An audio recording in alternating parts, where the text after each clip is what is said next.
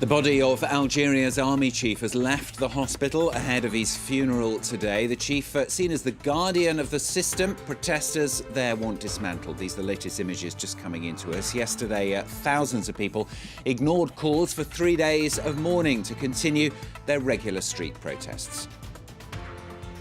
Ballet dancers, the latest to join the pension reform strikes here in France as they say culture is in danger. The reform set to bring an end to their right, which dates back to 1698, to retire at the age of 42.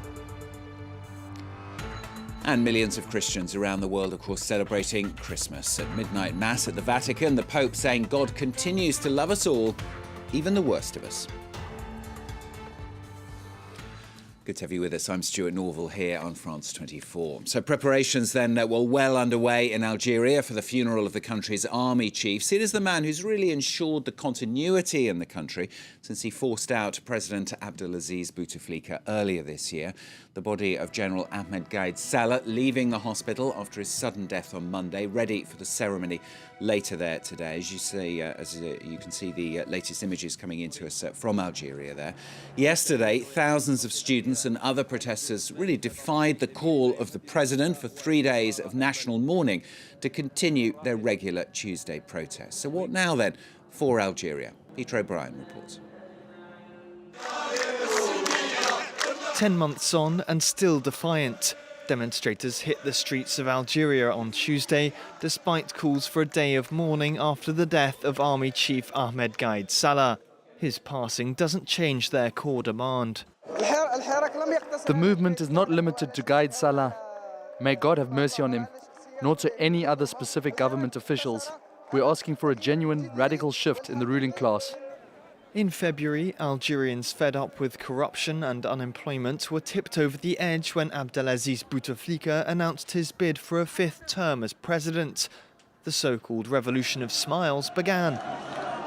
At peaceful weekly rallies, protesters have demanded more democracy and for the army to step away from its central role in politics.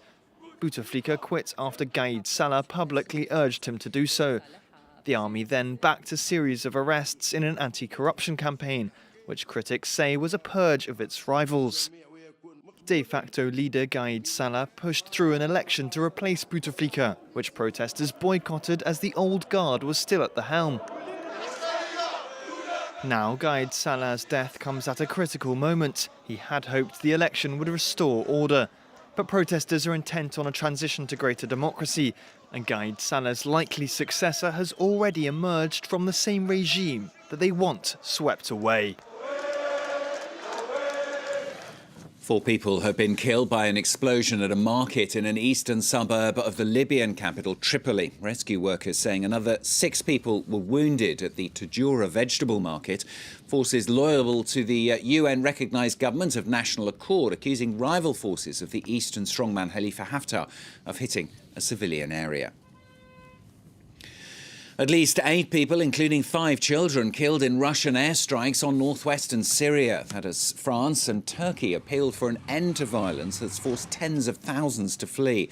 A new wave of government and Russian bombardment hitting the jihadist-held province of Idlib for several weeks as government forces make steady advances on the ground. Erin Agunki has the latest from there. Smoking debris is all that remains of this former school located in the Syrian village of Jubas. Civilians had sought shelter here until Russian airstrikes targeted the village as a part of a wider offensive on Idlib province, Syria's only remaining rebel-held stronghold.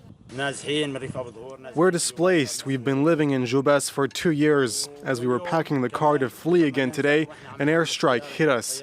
10 people are dead and there are 3 or 4 wounded at the hospital.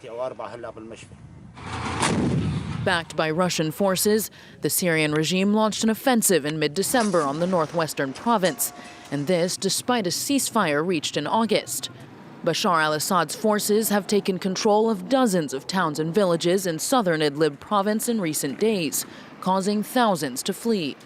There have been shells and aerial bombing. Every 5 minutes there are explosions. We ran away to hide from shelling until we found a car. We left with only our clothes on, with our pajamas. We didn't find homes or anyone to help us. And children were crying when they saw the shells. We came to the mosque to hide until we found a way out. The Syrian Observatory for Human Rights estimates more than 40,000 people have been displaced due to the fighting. Though many of the civilians have fled towards the Turkish-Syrian border, Ankara, which currently hosts nearly 4 million Syrian refugees, has warned that it cannot handle a renewed wave of migrants. Turkey and France have called for an immediate de-escalation, calls echoed by the United Nations, though the organization expressed fears the humanitarian situation along the border is likely to deteriorate. Last Friday, Russia and China vetoed a resolution to extend humanitarian aid deliveries to millions of Syrian civilians.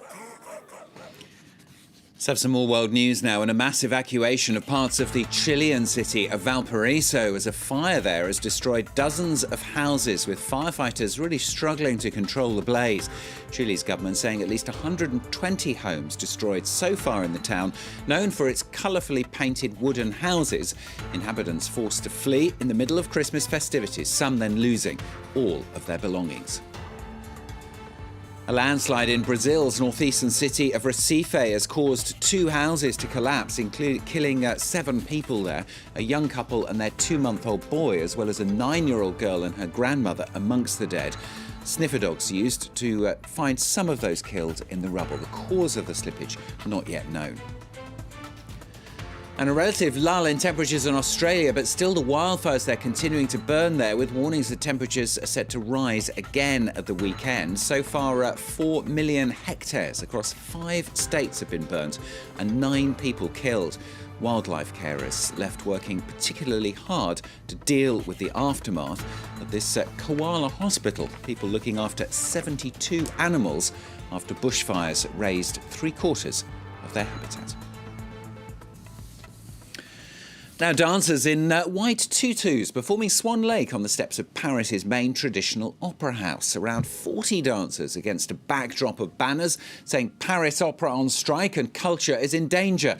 The latest demonstration here against the government's pension plan changes, which threaten the dancers' ability to retire now at the age of 42. The special retirement plan for the Paris Opera really under threat in the reforms after it was introduced in 1698 by King Louis XIV. Jean-Emile Jamit reports. Performing a strike on tiptoe. On Tuesday afternoon, dancers and musicians took over the forecourt of the Opera Garnier for an improvised ballet. 15 minutes of Swan Lake.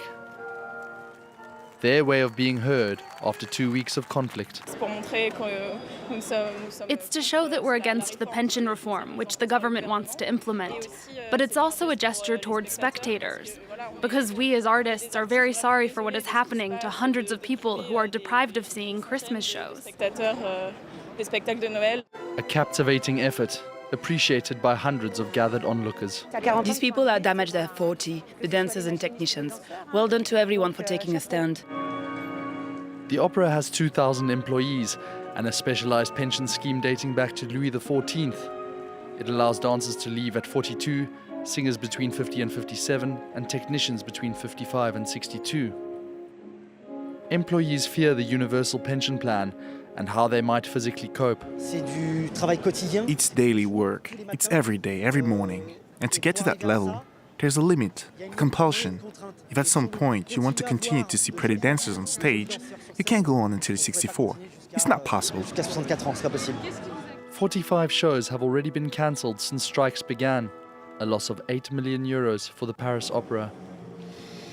Now then, an anniversary for you on France 24. It is 40 years since the first Ariane space rocket lifted off over the forests of French Guiana, enabling Europe really to take its place as an independent player in the international space race. Ariane 1 leaving the launch pad after a number of delays and technical setbacks. Now, despite fierce competition from, for example, SpaceX, Europe really fighting back with its Ariane 6, which is due to take off next year. Alison Sargent reports.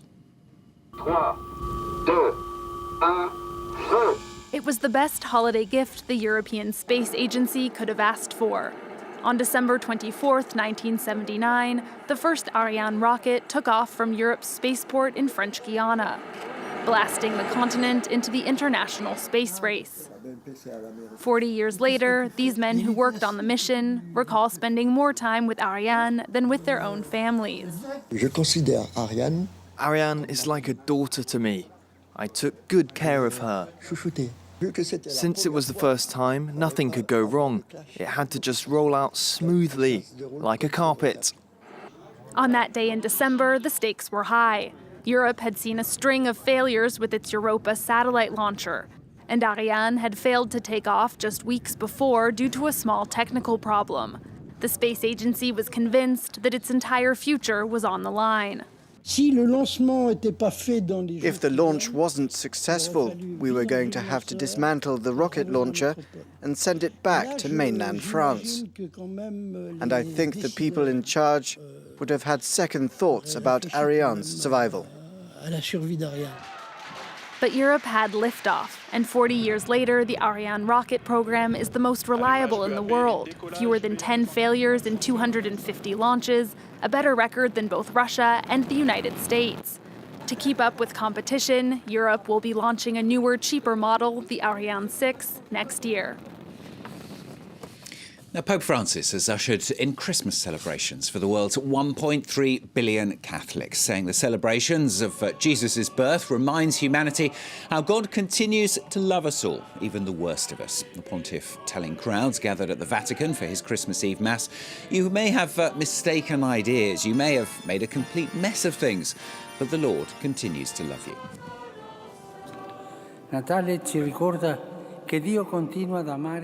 Christmas reminds us that God continues to love us, even the worst of us. To me, to you, to each of us. He says today, I love you, for you're precious in my eyes. God does not love you because you think and act the right way. He loves you plain and simple. His love is unconditional. It does not depend on you. Il suo amore è incondizionato, non dipende da te. And thousands of Christian pilgrims continuing to flock as well to the West Bank town of Bethlehem, celebrating Christmas Eve and Day in the traditional birthplace of Jesus. On the 24th, visitors really converging on the town's large Christmas tree in Manger Square there, near the spot believed to mark Jesus' birthplace. Some 15,000 pilgrims staying in Bethlehem's fully booked hotels, many local people also joining in the celebrations there. Now, an exhausting night, of course, for the main man at the moment. I'm talking Santa now on the programme, and it's amazing, of course, that he's still finishing off, in fact, in some parts of the world, having started rather a while ago in other parts, and he even had time, as you can see, to take to the waters, as he does every year in Washington in the US. The tradition there beginning more than 30 years ago, when a man apparently lost a bet to friends and agreed to water ski in a Santa suit. Santa joined as well by the elves and reindeer there. And thousands of Santa supporters as well, taking to the water, in fact the beach. This is the traditional scene on Bondi Beach in Sydney as people took Christmas to the scorching temperatures there. Doesn't look that Christmassy to me. I'm used to it being freezing cold, but if you're in Australia, I'm sure you're used to it. Very happy Christmas to all of you if you're celebrating today. From everyone here at France 24, more news in 15 minutes time.